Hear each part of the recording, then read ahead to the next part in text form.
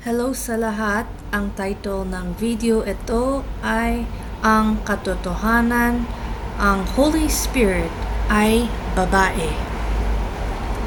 So, sa Catholic Church, naturo sa atin ang false doctrine ito that ang Holy Spirit ay lalaki.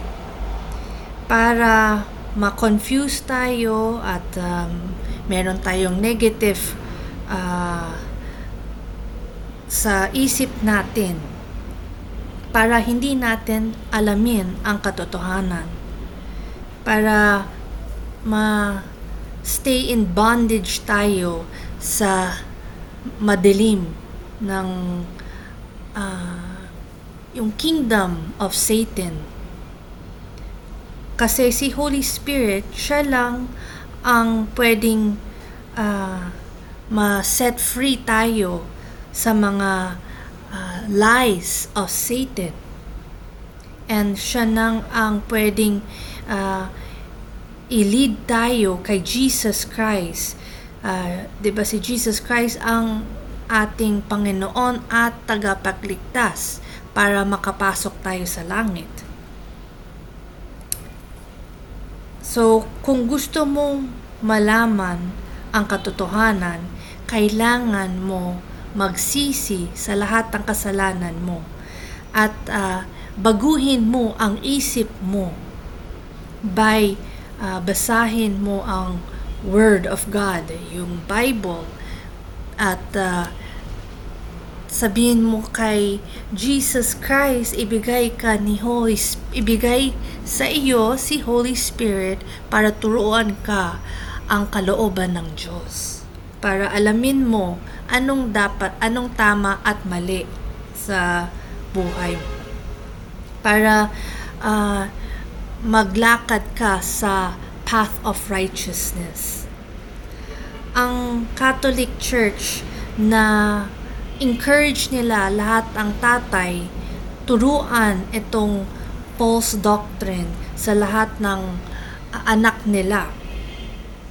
Tapos na pass down ito sa lahat ng generations para ma-confuse at doubt sino man si Holy Spirit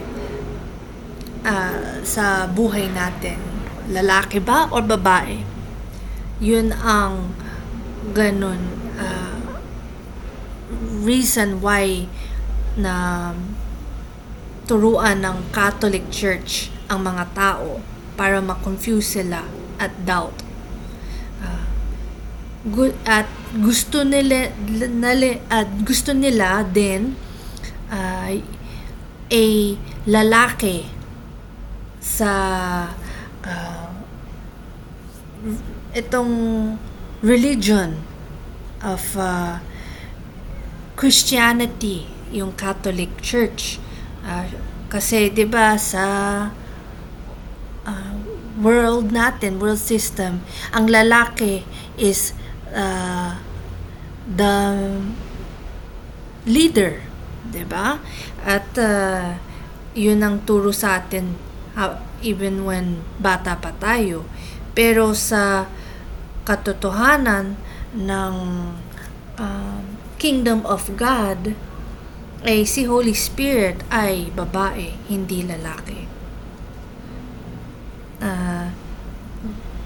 Gusto nilang ituro to sa lahat ng tao kasi ang tatay nila ay si Satan, who is a liar at murderer.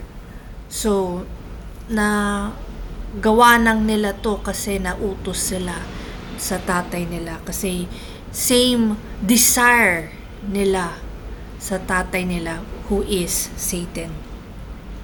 So, ibigay ko sa inyo ang facts that si Holy Spirit ay babae. Sa Bible, if you go sa Book of Proverbs, sabi daw si wisdom ay female figure. At wisdom represents si Holy Spirit, wisdom of the truth. Tapos kung i-google nyo din ang wisdom, sino siya, Sa Hebrew, siya ang female figure. Ang pangalan niya ay Lady Wisdom.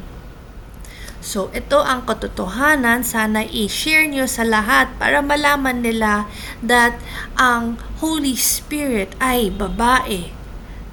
At mahal niya tayo. Sobrang mahal niya tayo. And gusto niya magsisi tayo sa lahat ng kasalanan natin.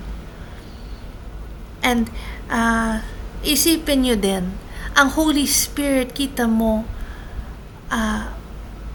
as I have said to you, babae siya. Diba, ang mother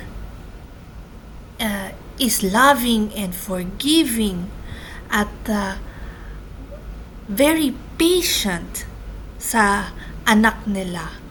So, isipin nyo, si Holy Spirit, ganun din. Mas lalo si Holy Spirit kasi Spirit ni Father God siya. At mahal na mahal niya tayo.